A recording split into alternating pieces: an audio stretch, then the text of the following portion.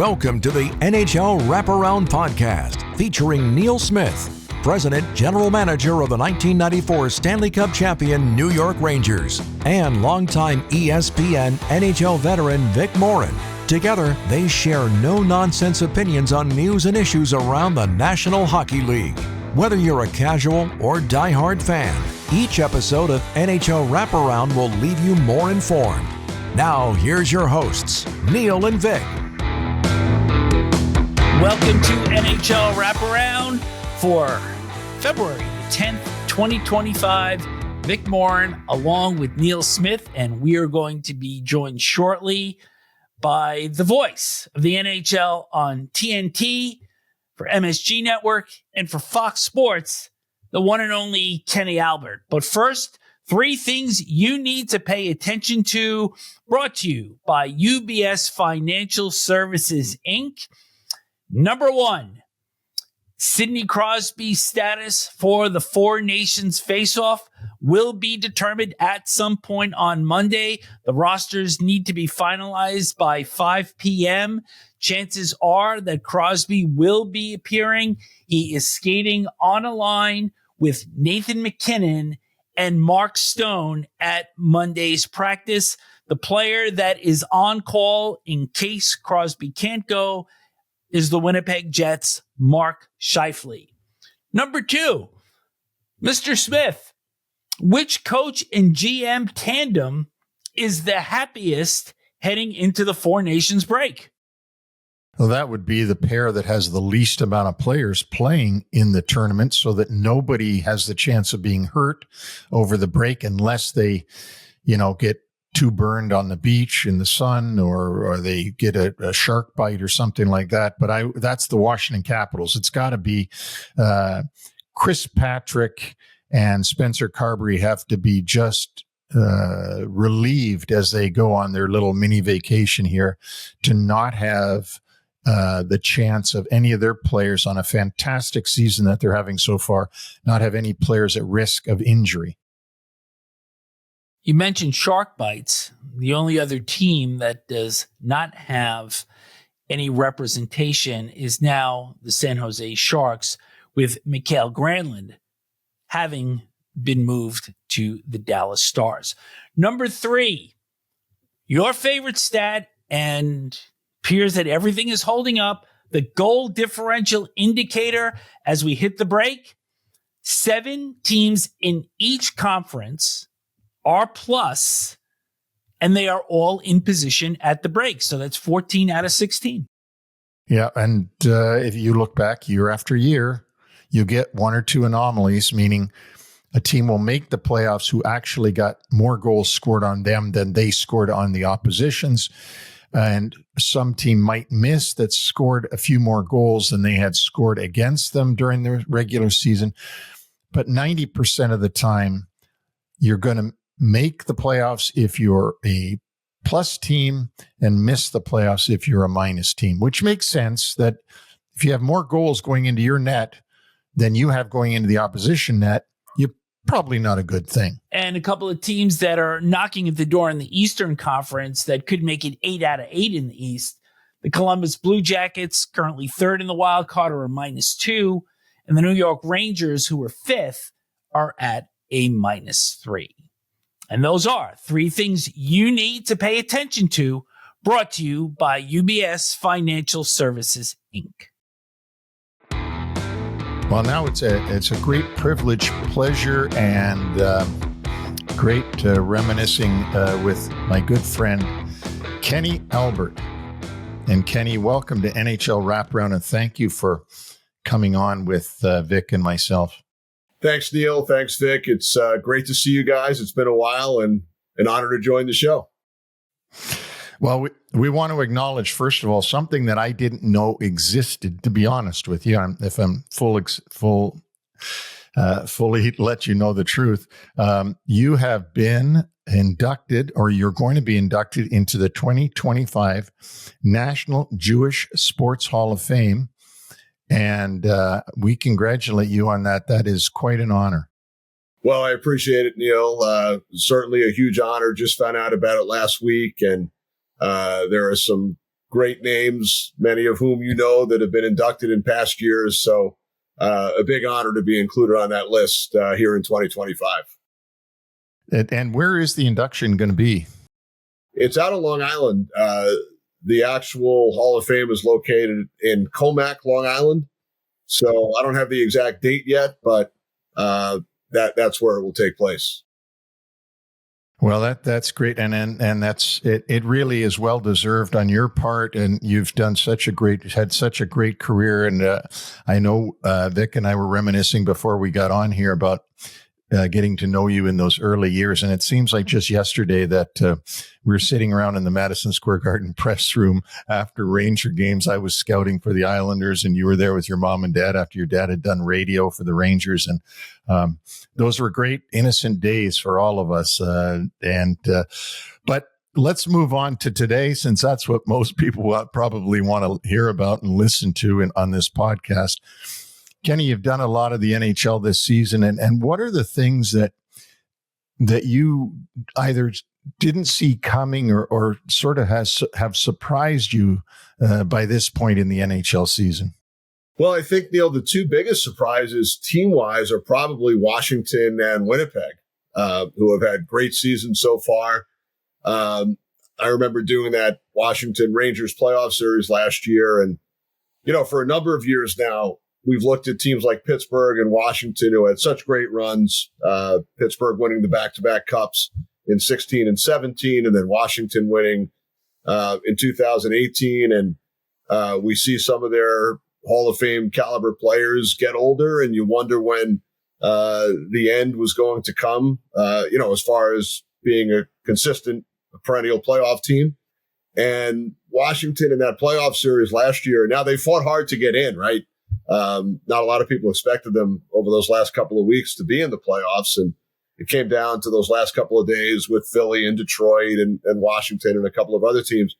But in that Rangers series, and again, you have to give a lot of credit to the Rangers and how they played, but Washington just looked tired and old and slow.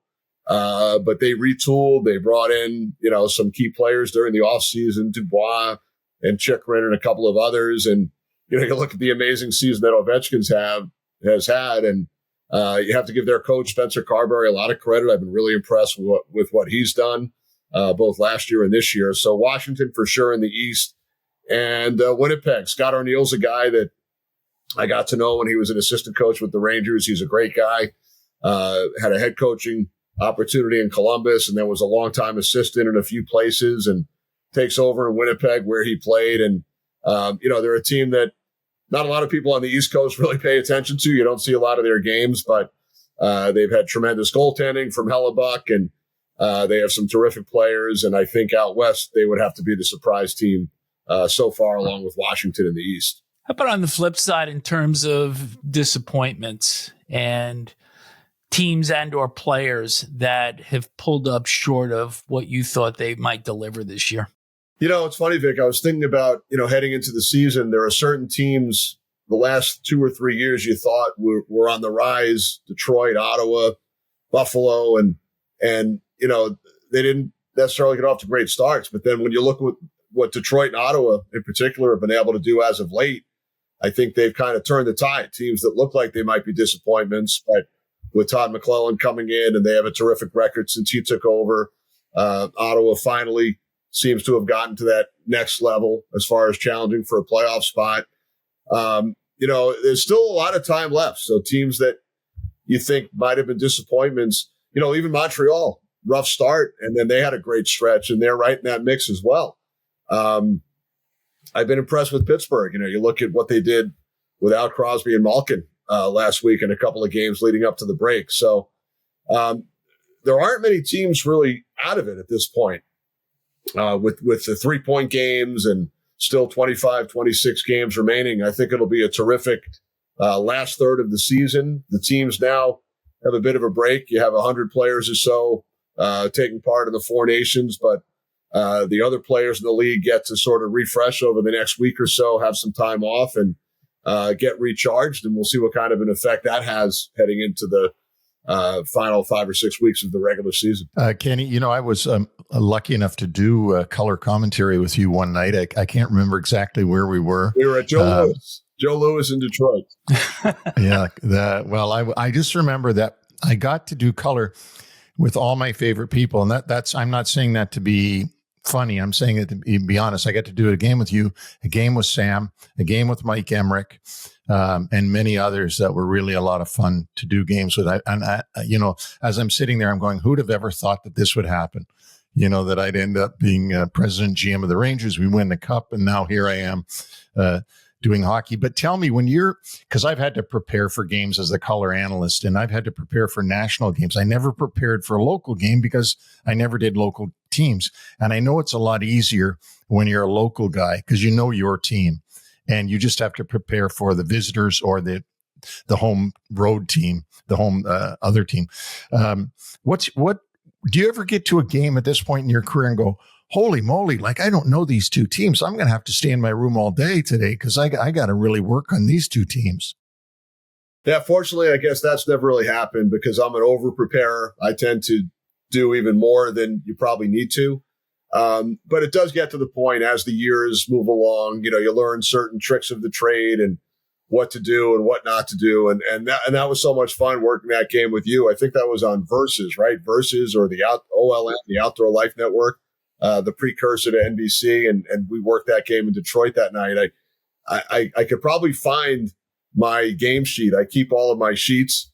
I forget who the opponent was, but I could pull it out. I have this file cabinet to my left with all of them. Neil, you would love looking through some of this stuff. I don't know if you remember this. I was on the call for NHL Radio in '94 during the final, and I just was looking through those sheets recently. This is a crazy story. So, as you guys know, I grew up as a Vancouver Canucks fan, but I was also a Rangers fan, obviously. And I was working in Washington doing the Capitals home games on cable in 92, 93, 94, 95. And I'm also working at a radio station, WTOP in Washington. And it's during the conference final. You guys are playing the Devils in that unbelievable series.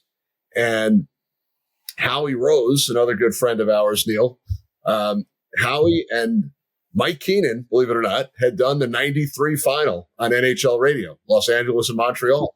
Howie and Mike were the broadcast team.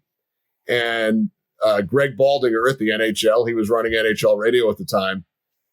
94, you guys, the Rangers are in the conference final. Howie was supposed to do the NHL radio in the final. But all of a sudden, if the Rangers got there, Howie would be unavailable due to his local duties. So I get a call, I think the day of game 3 of the Rangers-Devils series. If the Rangers make it to the final and Howie's unavailable, would you be interested in working? What kind of a question is that? I'm 26 years old. Of course I'd be interested. And as it turns out, it's the Rangers and Canucks, my two favorite teams.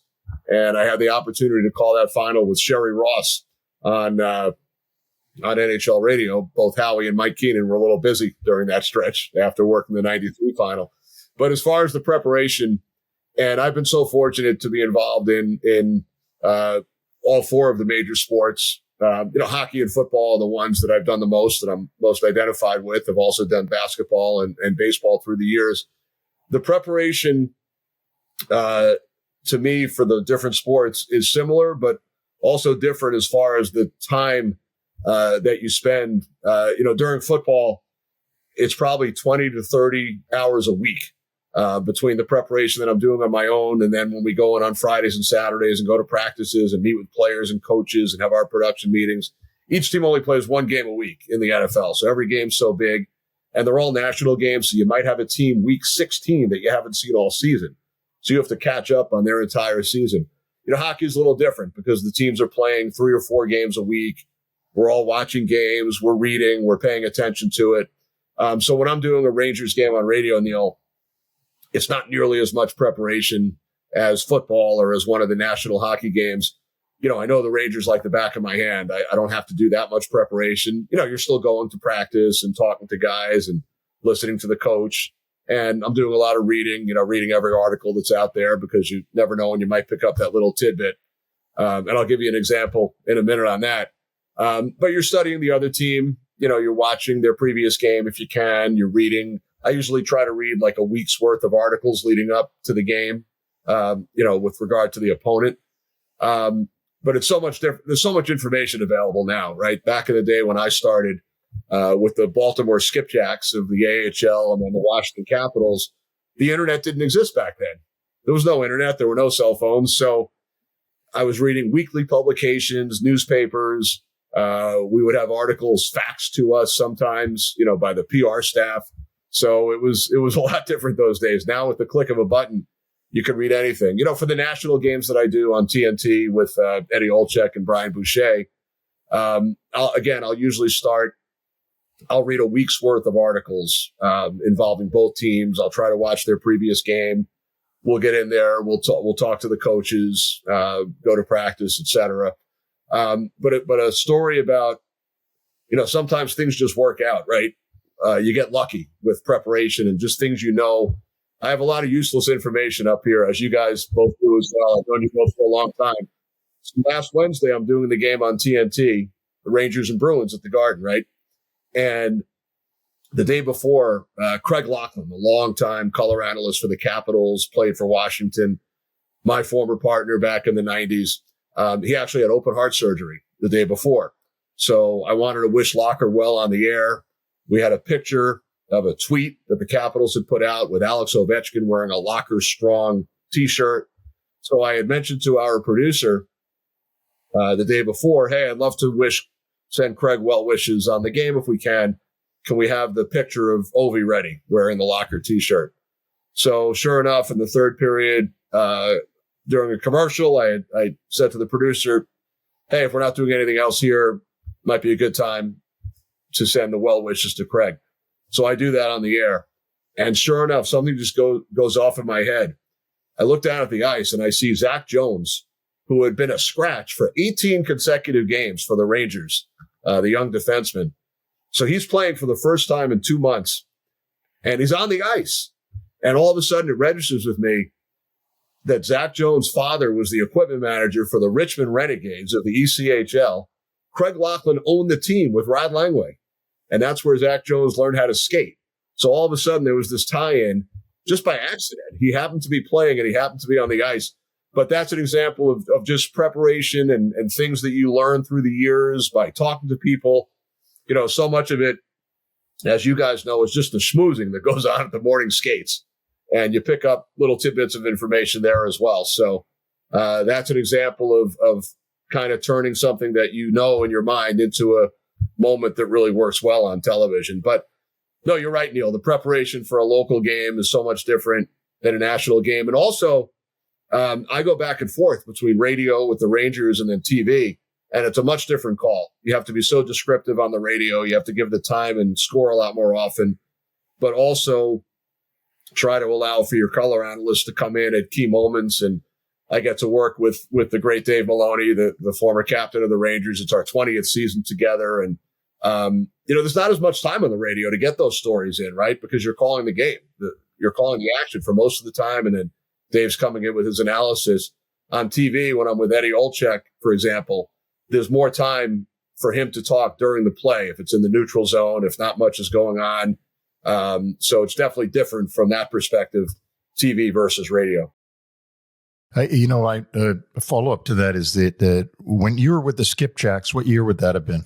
90-91 and 91-92. Okay, so I was already with the Rangers because I used to run Adirondack Red Wings, and of course we played against the Skipjacks in that little square building that they played in with the stage on the one end. With the stage on the one end, just like in Rochester with the Americans. Last comment was I think I enjoy trivia and I enjoy these pieces of useless information that I have, and I have millions of them too. But I think you have to be somebody who loves to have attention to very slight detail to be like that. And I drive all my friends and family nuts with that kind of stuff because I'll say to them, oh, that sign wasn't there yesterday when we drove by here, and that's changed. And the guy's wearing a different helmet tonight. He doesn't wear a CCM helmet. He usually wears a Jofa. And they'll go like, what? What are you talking about? And things like that. So I'm sure your brain works the same way. Oh, and I remember when we were together with the Rangers, we'd be at a morning skate, for example, and you would notice things whether it was a banner in the arena, a retired number banner that wasn't there the previous time. It was incredible. Vic, Neil he had this sixth sense to notice things like that back in the. And that he said sixth, not sick. Well, sixth and sixth. But I think our minds work in a pretty similar way. Yeah. We'll see what the transcript looks like when it comes out, sick or sixth. But Kenny, in October of 2023, you released your autobiography, A Mic for All Seasons. And I want to go back and just hit on a couple of more. Here we go. And we see it over Kenny's left shoulder as well. The audiobook has just been released for those of you who might have some time to kill in the car. Wow. You know what? Not only that, but those of us that can't read will enjoy that as well. Kenny, a couple of questions here that I wanted to ask you. Obviously, your dad is and always will be a legend. I grew up listening to him. So many of us that wanted to break into sportscasting, he was the model. He was the mold. And aside from your dad, though, you had two uncles, Al and Steve, that were also in the industry. But besides your immediate family, which sportscaster did you listen to growing up?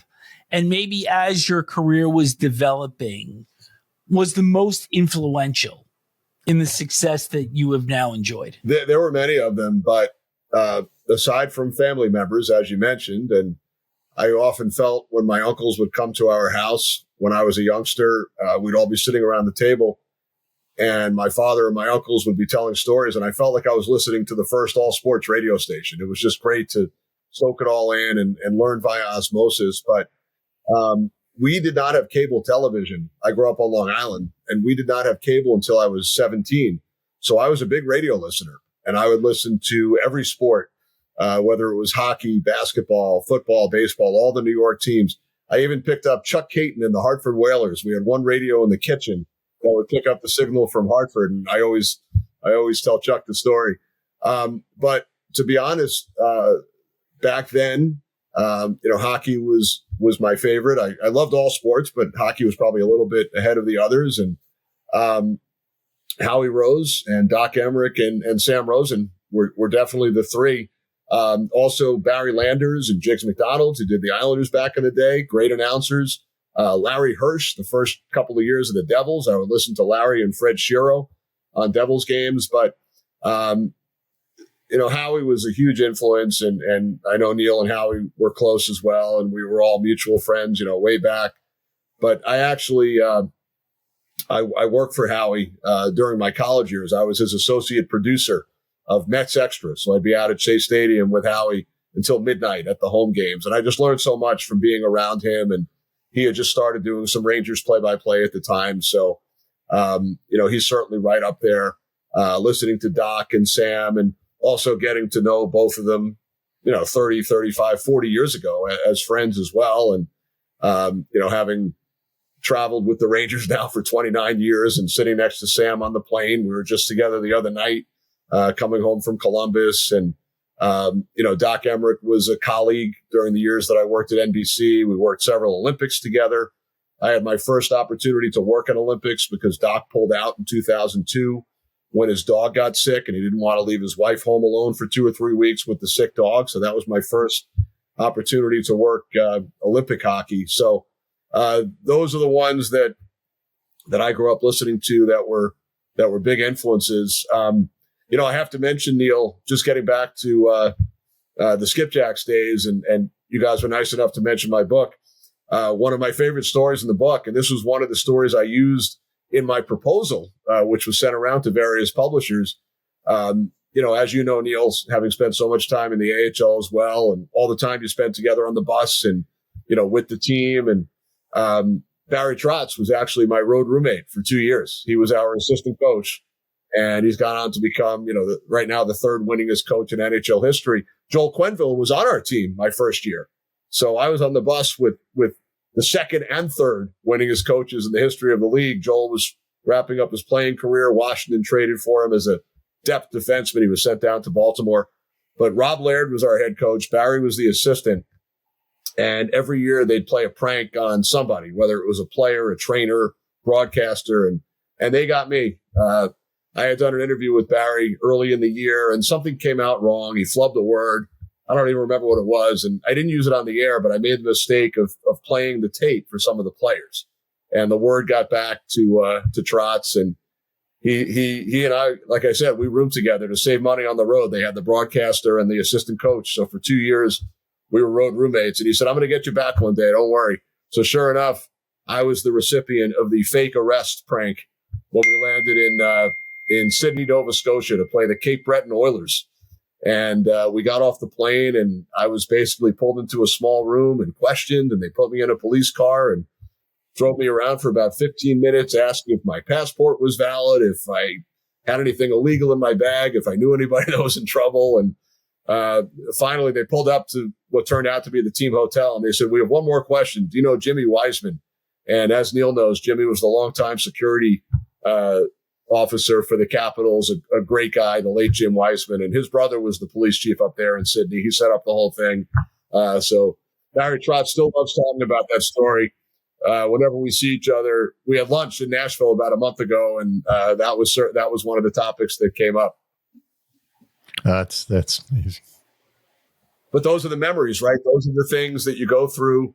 I was 23 or 24 at the time, and Barry was 26 or 27, and here we are 3 decades later, still laughing about it. And in those 3 decades, Kenny, you've seen so much. You've lived so much.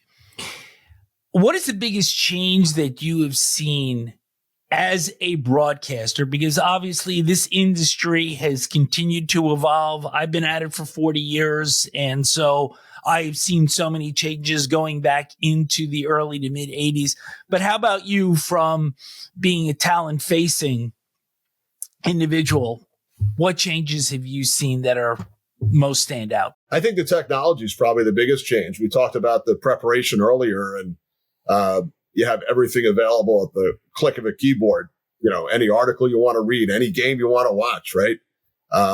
Back then, in preparing for games, you couldn't watch the team's previous game necessarily unless they were on national TV, right?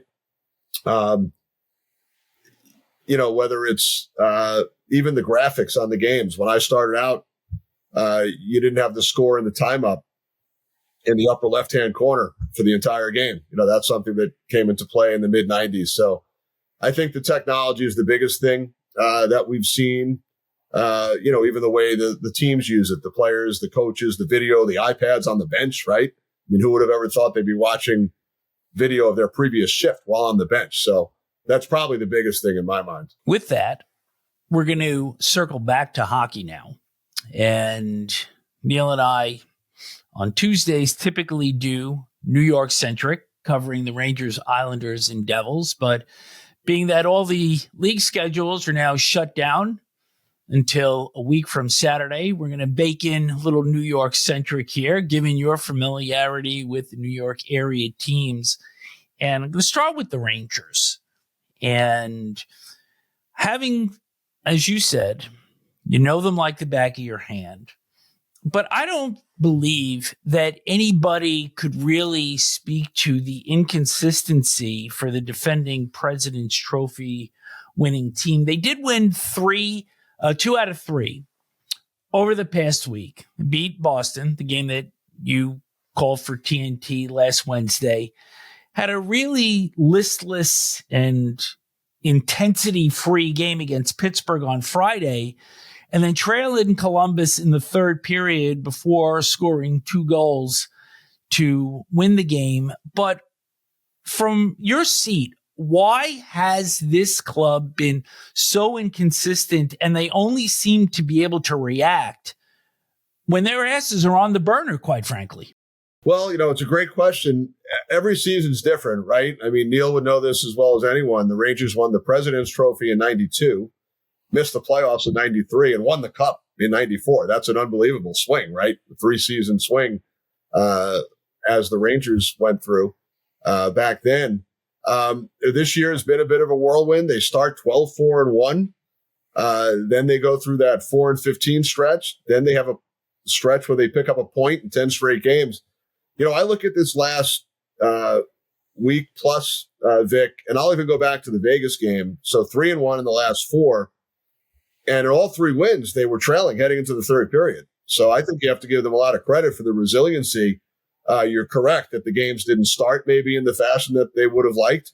But they came back when trailing after the second period to beat Vegas, Boston, and Columbus. You're right about the Pittsburgh game.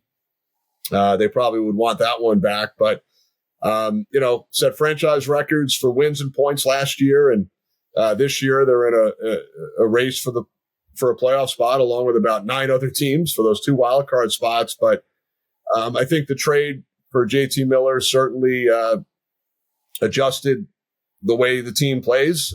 You could see Zibanejad and Panarin when they're on his line, playing a little bit differently. And Zibanejad's had a real good stretch over these last 4 games, 8 points. Since the trade, they pick up the big late goal from Cooley the other day to beat Columbus. So I think there's some real positives heading into this break. And they have 6 players going to the Four Nations, the 4 Americans, and then Zibanejad and Vakanainen. So that was a huge win the other day in Columbus, because if they had lost that game in regulation, there would have been a pretty big gap. But they narrowed it with the win, and we'll see what they can do coming out of the break. Kenny, let's move over to where you were raised and where you grew up, albeit not as a fan of your local team. But the Islanders, of course, have they've had a very much of an injury-plagued season. They've got a lot of guys on the shelf, a lot of defensemen. Lou Lamoriello, the general manager, picked up, I think it's 3 now this season on waivers, three players on waivers to fill in for all the injuries that they've had. Now Barzal is out until we don't know when with some knee surgery that he had. But they still come through last Tuesday and beat Vegas 2-1. Incredibly, I was at that game, and Sorokin was just amazing. They fall short in Winnipeg 4-3, albeit that they outshot the Jets right there in Manitoba, 19-6 in the third period. And then Saturday, they fall short again on a back-to-back. They played in Winnipeg, then they got to go right into Minnesota, and they fall to Minnesota, who's another injury-plagued team, albeit 6-3. What do you make of the Islanders? And before you answer, are you going to be there on the 25th at UBS Arena? Because I will be there. I will. Look forward to seeing you. We'll see each other then. I'll have the radio call on the 25th. You're right. Grew up on Long Island. Didn't necessarily root for those Islander teams, but had a lot of respect for them, and wound up working many games later on, in my broadcasting career as it got underway with Dennis Potvin and Bobby Nystrom. So, great guys personally, really enjoyed working with them. But as far as this year's Islander team, you have to give them a lot of credit for the way they played in January, early February, the 7-game win streak, despite all those injuries. Patrick Waugh had them playing really well. They bring in the 3 defensemen you talked about with D'Angelo, Perunovic, and Boquist off the waiver wire. D'Angelo coming back from Russia. But the core of the team is pretty similar to those teams that reached the back-to-back conference finals under Barry Trotz in the bubble in Edmonton. And then again the next year, when you think back to 2021, 1-0 Game 7 in Tampa, right? If they win that game, they're in the Cup final. So they had a real good stretch with this core group.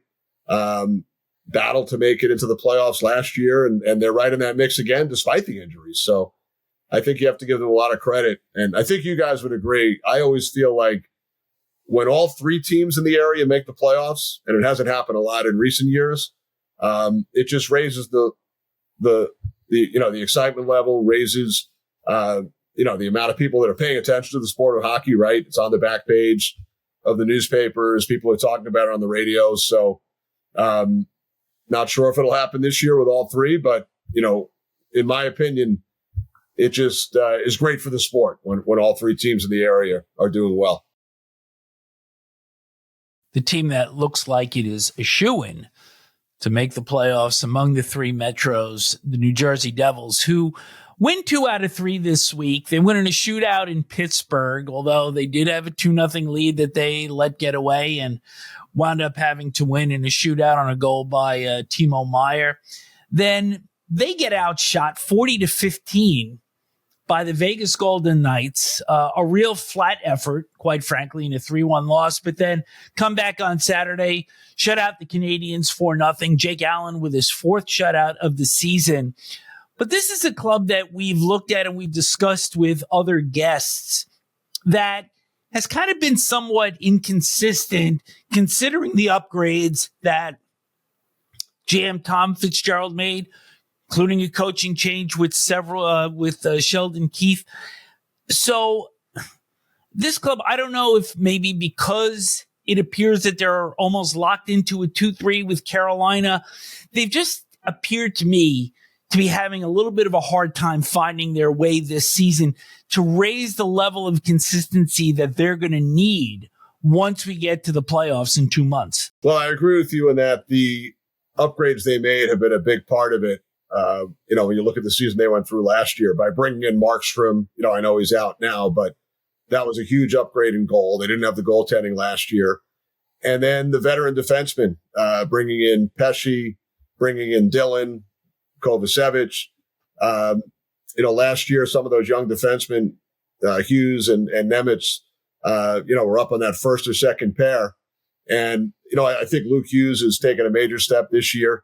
He's played really well in the games that I've seen, both offensively and defensively. But having those veterans around, Pesce and Dylan, like I mentioned, and Markstrom in goal, that's been a major factor. We know they have the superstars up front with Hischier, Jack Hughes, Jesper Bratt, Timo Meier. So they're pretty set offensively. But the defensive part of the game, the goaltending was the issue last year. And if it is in fact Jersey, Carolina in that first round, you're going to have a real good team, go out in round 1, as we've seen with this format of the NHL. It's too bad that series can't be later on in the playoffs because, those should be 2 high level teams heading into the postseason. Before we let you go, you were sharing a story before we started recording about the first time you heard about Neil Smith. Well, I was a young hockey player growing up on Long Island. Twin Rinks in Port Washington was about 10 minutes from my house, and I would spend all day there on the weekends. We would go my friends and I would go to a public skating session. They had these 5-hour public skating sessions, and then we'd stay for intramural hockey at about 4:00 in the afternoon. And then they also had something called puck shooting. They let the goalies in for free, and then anyone else would pay a couple of bucks, and you get to shoot pucks on the goalies. So I was at Twin Rinks all the time. And right around the 80 Olympics, after the United States won in Lake Placid, you could tell, so many more kids started signing up for hockey, boys and girls. It went from, maybe a mid-level, amount of kids to, they didn't have enough space for everyone at that point. There were so many kids. There was such a boom in hockey on Long Island after the U.S. won that gold. And I remember walking in one day like it was yesterday, and there was a big sign up front, and it said, "Welcome our new skating instructor, Neil Smith, New York Islanders draft pick." And that was the first time I ever heard the name. We drafted, was it 76, Neil? What year were you drafted? 74. 74. 74. Because I remember I went home and looked you up in the NHL Guide and Record Book that day. But that was the first time I ever heard the name Neil Smith. He signed up. He was signed up as a skating instructor at Twin Rinks on Long Island, and then got to meet him a couple of years later in the press room at Madison Square Garden, as we alluded to earlier, and obviously became friends. And they were together with the Rangers for many years, but it all goes back to a rink that hasn't been there since the mid '80s, Twin Rinks in Port Washington, where we were first connected. Yeah, and those were some fun days. Climbing the ladder. We can, all three of us can say this. Climbing the ladder is often a lot more fun than being on the top of the ladder. It's that journey that you go through to try to get to where we've all been, and you still are, Kenny, by the way. That is so much fun. And when you look back on it, you really get so much enjoyment out of looking back at that journey and thinking how great it was to get there. Ken, you've got the Stanley Cup final this year. You're calling the Stanley Cup final. We'll be watching and enjoying your call as we always do. I just want to say something personal before you go, and that is that what makes you such a great human, as well as your dad, who I know very well, and is your humbleness and the good person that you are and the humble person that you are. And I often get it said about me, geez, I met Neil Smith last night. He's such a nice guy. And I think to myself, well, should I be a dick? Like, I mean, you know, like I pride myself on being a nice guy, but people on the outside often assume that you are going to be some high and mighty ego guy because of what, you know, of seeing what you've accomplished.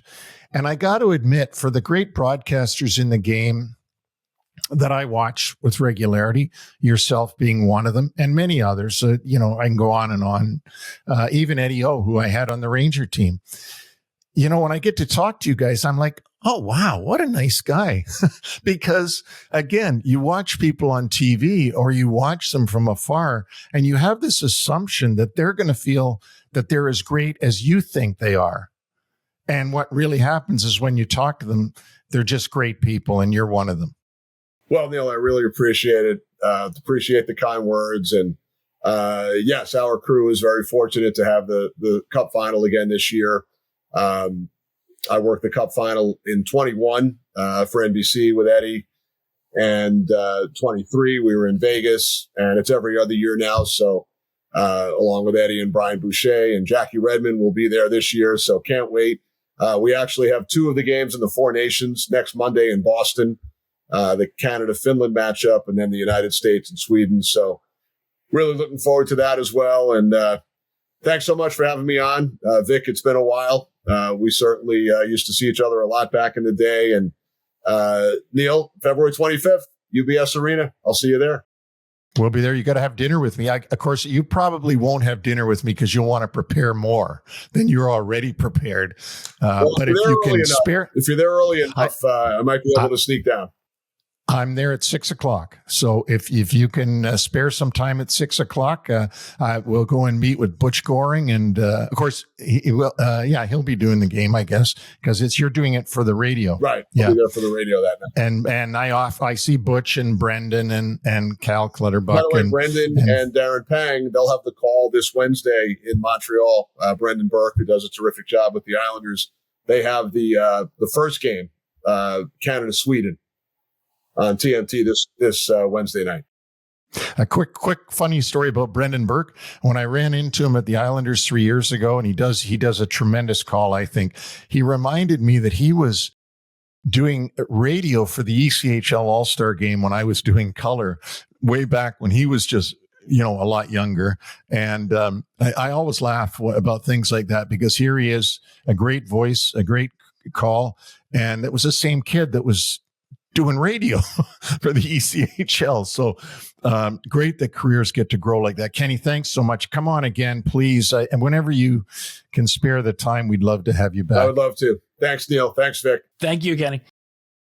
What a trip down memory lane with Kenny Albert, Neil, just going back and forth. And it was like three guys sitting at a bar. You know, it was so much fun. He's such a great guy. And you often, or I often forget, that is the same guy that had that Canucks jersey on when he was 14 years old in the Madison Square Garden press room with his dad and mom. So it's a lot of fun. Great time. We're going to wrap up our show with the human side with a couple of other stories that both of us have regarding Kenny, but that will wait for a little bit. Reminder, our website NHLWraparound.com. And a little bit of a schedule update, given that we are in the break for the Four Nations Faceoff. We will have short shifts on Friday after the first games of the tournament are played. NHL Wraparound will come back next Tuesday. That's the 18th of February, once we have finished the round robin tournament, and will only be awaiting the championship game, which will be played on Thursday the 20th, and then short shifts at the end of next week on Friday the 21st. That'll be an interesting show because Neil and I will be breaking down all of the schedules for the bubble teams. And I think we're going to have a lot of insight and a lot of information to share in that show. So Neil, certainly looking forward to that. Yeah, that'll be interesting and a lot of fun.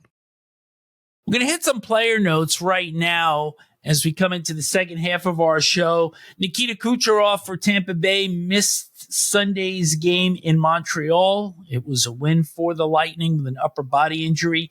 Thatcher Demko, goaltender for the Canucks, left Saturday's win against Toronto. It is not believed to be a serious injury or related to the knee injury that kept him out for the majority of the start of the season. Connor Ingram, goaltender for Utah, left in the first period in the shootout win in Washington. You know, he took a shot to the face from Alex Ovechkin from the top of the circle, and you just saw him after he absorbed that impact with the trainer. That's not going to feel real good. Yeah, a lot of goaltenders now get hit in the mask, though, and it doesn't seem to bother them. They shake it off and keep going. I wasn't able to see that one. I know you did, but it had to be hard. And he might have also been pulled out by the concussion spotter in the game as well. Nobody shoots it as hard, and nobody shoots it as heavy as Alex Ovechkin. And Connor Ingram had that look on his face after the trainer visited him. So we're going to start to move forward into Four Nations discussion. 3 replacements. Quinn Hughes for Team USA will not play. He was replaced by Sanderson of the Ottawa Senators. Drew Doughty on Team Canada is replacing Alex Pietrangelo, who withdrew about 2 weeks ago, wanting to heal and rest up for the stretch drive. And Rasmus Ristolainen of the Philadelphia Flyers will not play for Team Finland. He has been replaced by the Ottawa Senators' Nicholas Matinpalo. And as we head into the tournament, we're going to talk about some pros and cons. And, you know, there's little doubt at the level of skill that is going to be on display from Canada, the US, Sweden, and Finland. You have got great players. The pace is going to be unbelievable. Anything else that you see on the plus side for this tournament? The biggest plus is that at this time of year, usually we enter into the All-Star break, and the All-Star break produces a game that isn't worth watching, where the players don't really try very hard. They yuck it up. They have a skills competition where the skills are changed almost every year, where it's great for the fans, but not really for the players and not really for hockey people. At least what you're going to have with this is players trying to win and players playing hard. And it'll be eons better than an all-star game. But there's a plus and then there's a minus, which we're going to move into as part of the same piece of this discussion, that non-participants get the physical and the mental healing and the refresh because they're not going to be due to return to their teams per the NHLPA agreement with the NHL until the 18th of February. So that's 8 days from now. But then the players that are playing, there's the injury factor. There's the possible fatigue that may manifest later. So this is something that, while we can appreciate the great hockey that's going to be played, the after effects may be significant in terms of injury and fatigue. And in terms of the NHL and the standings and going into the playoffs, perhaps. And we'll see. I mean, it's a first-time thing. We don't know what's going to happen in this, and we can only presume because we've seen other times on Olympic breaks and that the players go away, they get hurt, they come back, the team isn't the same, and it can really have an effect on the NHL season. This will be interesting to see how this affects the remainder of the NHL season. Would you see a team, and I'm going to take Florida and I'm going to take Washington as the example. So the Panthers are sending 8 players. The Capitals aren't sending any.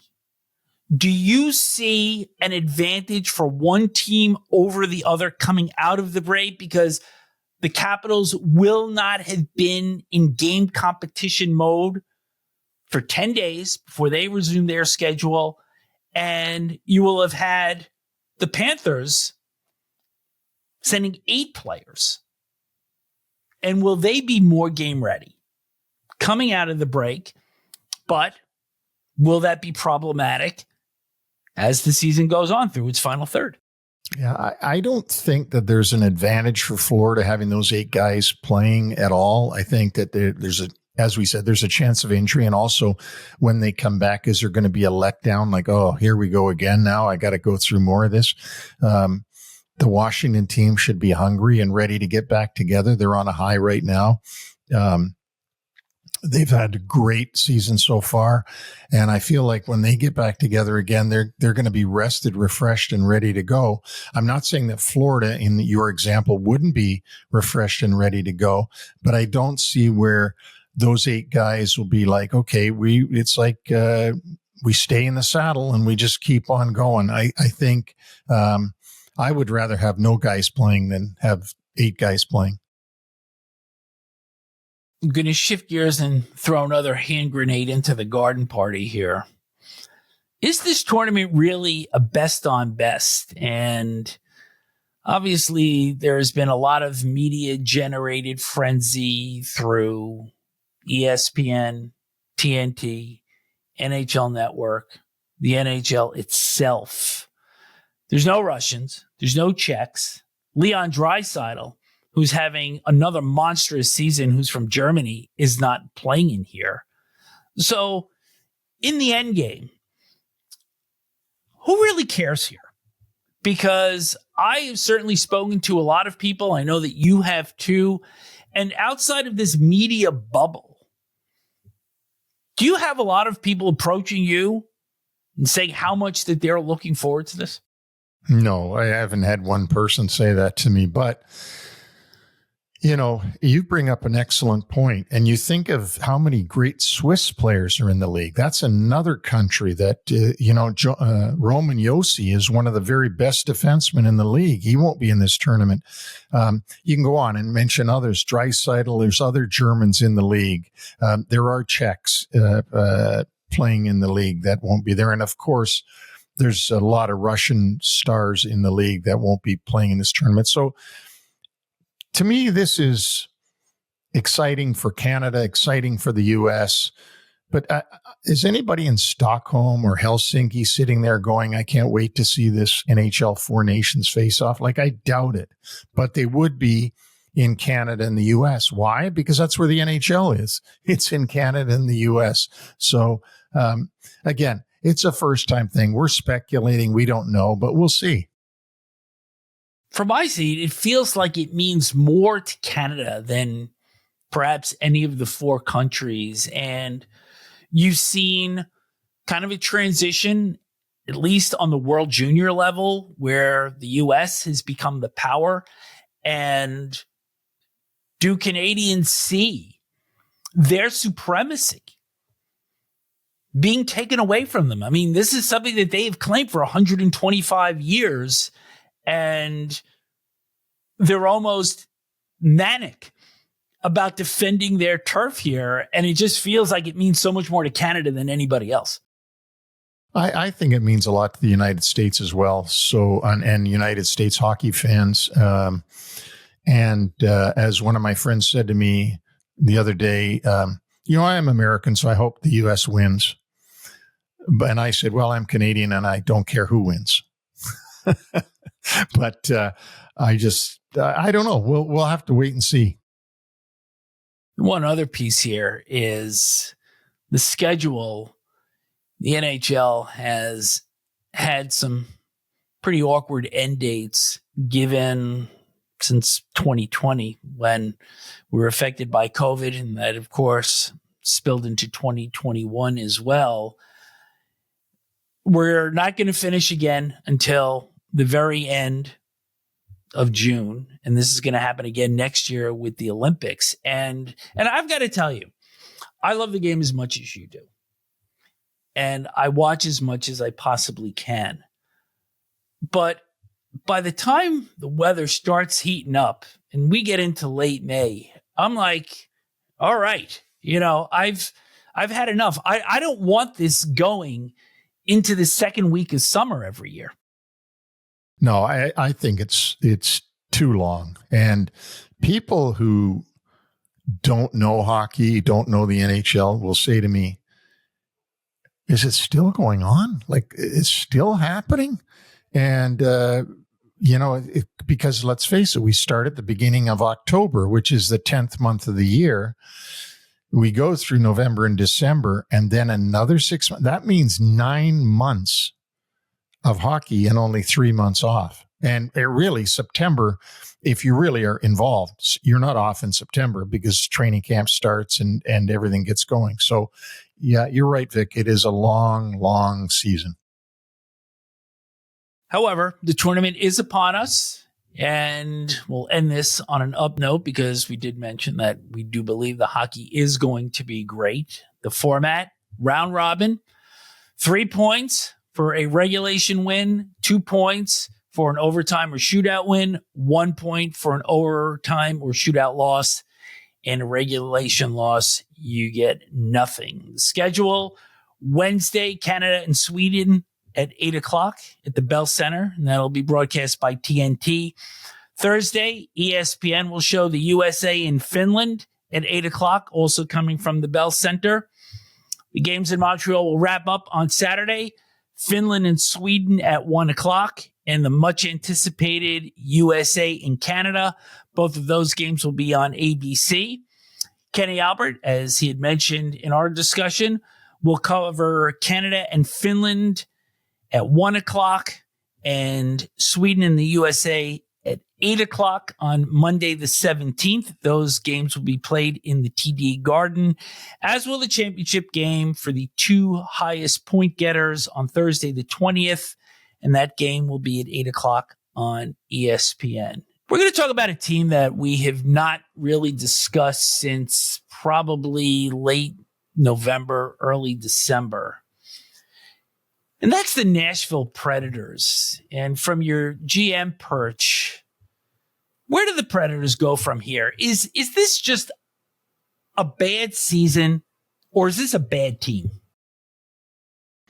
Oh, I think they've proven over the season so far that they're a bad team. I don't think they're just having an off year, because if they had an off year, you and I would be finding excuses for them, like injuries or what have you, the flu bug that went through them or this or that. They don't have any excuses. They're not getting the production they thought they were going to get out of the players, not only that they signed, but that they already had there. And that's just the way it is. I mean, they do have some star players. Roman Josi, Philip Forsberg is great. Ryan O'Reilly is still a great leader. But they're not getting out of some of the free agents that they signed what they thought they were going to get. And it's going to be a disaster when they miss the playoffs, which they certainly are going to. It's hard to blame Barry Trotz for being ambitious as he was heading into this season, because they had a very encouraging 6-game series against the Canucks, which, quite frankly, they let a couple of games get away late because they very well could have staged that upset. So Trotz goes out.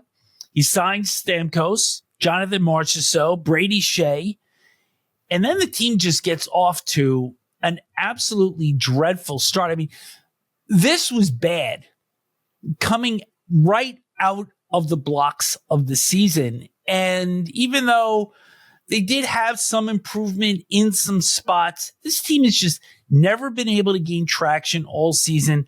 I know Andrew Brunette had said that he wanted this team to play with pace. But if you look at this lineup, after you get past these three free agents, after you get past the gentleman that you had mentioned, Yossi, Forsberg, Ryan O'Reilly, there's not a lot else in that lineup, is there?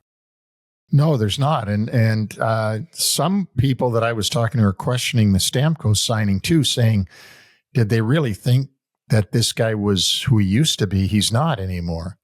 And no, there's just not a lot in this lineup. They're going to have to make a second overhaul. This summer, they're going to have to make another overhaul, or else they're going to be, I think, in trouble next year. And they've also, don't forget, they've also got a great goaltender, Yuri Saros. So that's not the problem. And usually people say, if you've got a great goaltender and a great defenseman, Yossi, and you got a couple of stars up front, Forsberg, Marchessault, Stamkos to some extent, you should have a good team, right? But they just don't have the infrastructure. So where would you start here? I think they've got to go back and just look to see who they can add during the offseason, what trades they can make, what moves they can make, and what their cap position is, what their draft position is. They've got to do a whole, renovation again this summer. And I don't know what that means. I don't know if that means buyouts. I don't know if that means trades. I don't know if that means more signings, but it certainly means an overhaul. They shouldn't be this bad with the the core guys that they have. And we just mentioned them. They shouldn't be. So they're going to have to get under the hood and do a lot of work. The Predators hit the Four Nations break. 45 points. In real math, 19 wins and 35 losses. 28 of those coming in regulation play. They are 18 points out of the second wild card. Amazing.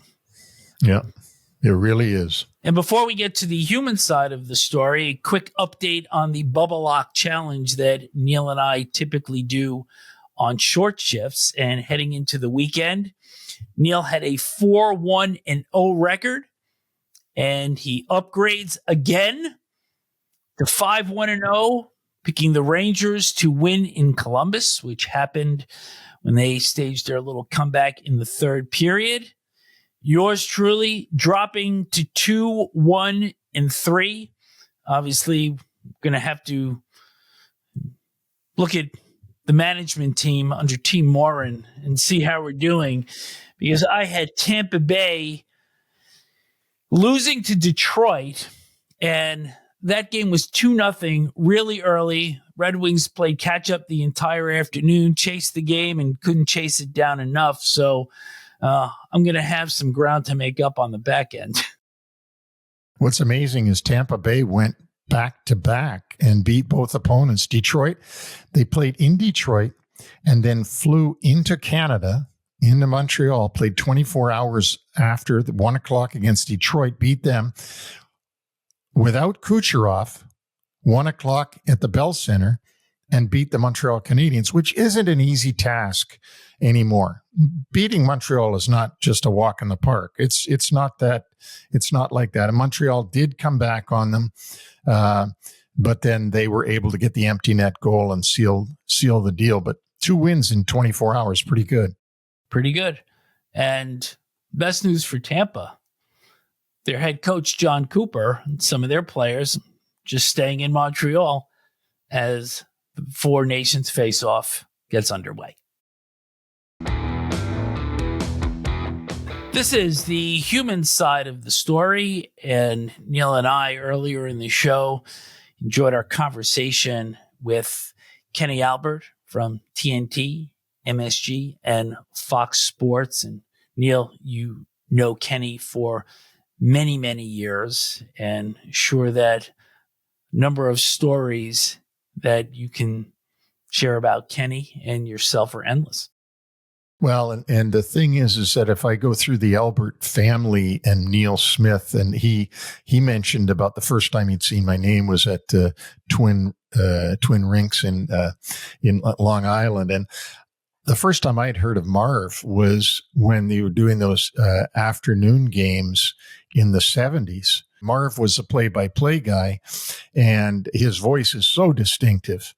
But it was the first time I'd been hearing him. Remember, I'm at that point probably still in Canada or maybe at college when he was doing those games. And so Marv Albert was this guy who you thought, wow, he's way up there. And then what I loved was seeing Marv Albert with David Letterman. That was, I really enjoyed that, to see him on there talking sports and different things. He was like a real celebrity being on that show. And then, of course, I knew Kenny since he came to the Ranger games with his dad and mother in the early 80s. And he, as he mentioned, he was a Canucks fan. And then all of a sudden, Kenny started to get into the broadcasting business. And his voice, of course, is identical to his dad and his uncle. He has that same voice, who, by the way, you know this as well as I do, everybody imitates.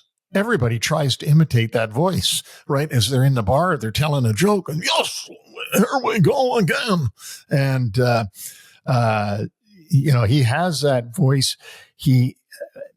They're just a really nice family. I remember the best story I have about the Alberts isn't about Kenny, it's about Marv. And this was very late in my tenure at with the Rangers. Marv interviewed me on the local New York station, whatever station that was on TV that he was working. And he was talking to me about our players. And he said, boy, you really do know your players. And I said, well, Marv, I am the general manager. I should know my own players. And we just thought that was funny. So Margaret and I have laughed about that many times because she happened to be watching me on TV and saw that interview. And, we still laugh about that to this day. I'd see Marv in the street sometimes on the Upper West Side. I know his current wife, Heather, who's from Toronto. And they met, and I've always made sure to remind Marv that his wife is from Toronto, where I'm from. And it just seems like I go back forever with that family. And the thing that I said earlier that I really mean is they're just wonderful people. You know, you see them on TV and you think, oh, they're bigger than me. They're bigger than us, but they're really not. They're just great people. Marv was so poignant in calling those last seconds of the Stanley Cup win on radio, saying, New York Rangers have won the Stanley Cup. Something most people did not think they would hear in their lifetime. And it was so perfectly put in so little words. And I think that was the brilliance of Marv, which for me went back to the late 60s. And I think recently I had mentioned about Canucks announcer Jim Robson writing back to me when I wrote to all of the play-by-play men, which is, I think, 17 of them in the late 70s.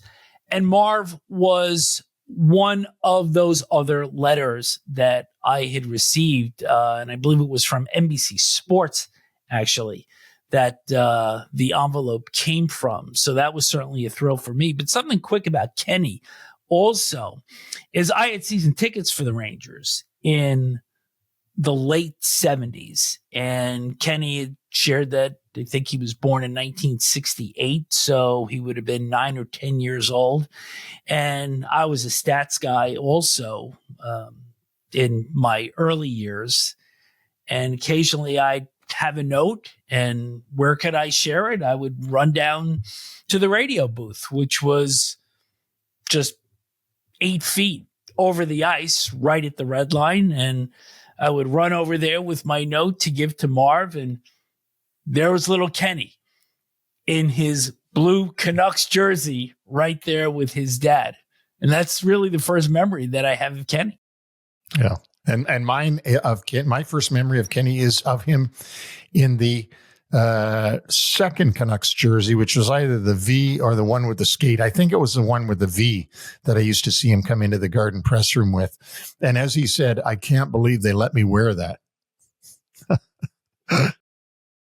Great stories that we had with him today. And hopefully you've enjoyed this human side segment that we've done, because it just certainly helps us convey to you how special the people in hockey are. And Kenny Albert, and by extension, the entire Albert family, really falls into that. That's for sure. 100%. And we thank Kenny for joining us today. Thank you to UBS Financial Services, Inc. NHL Wraparound and UBS Financial Services, Inc. are not affiliated. UBS is a sponsor of 3 things you need to pay attention to. No other affiliation, relationship, or endorsement is made, suggested, intended, or should be implied or inferred between UBS and VNS Productions, LLC, or any of the individuals or businesses and or their respective products and services appearing in this program. Thank you, as always, to our great listeners. Send questions or comments to nhlwraparound@gmail.com. All of our shows are on all podcast platforms, including Apple Podcasts, Amazon, iHeartRadio, Spotify, YouTube, and our complete catalog can be found on our website, nhlwraparound.com. So please hit subscribe and check out some of our shorter clips on X at NHL Wraparound. We are off until Friday. What are you going to do with yourself in the meantime? I don't know. It's going to be get some sleep. Stay out of the car. Certainly well-earned time off for you. Probably for me as well, 4 days of shows per week. So hopefully everybody will enjoy this show, and we look forward to speaking with you again on Short Shifts on Friday.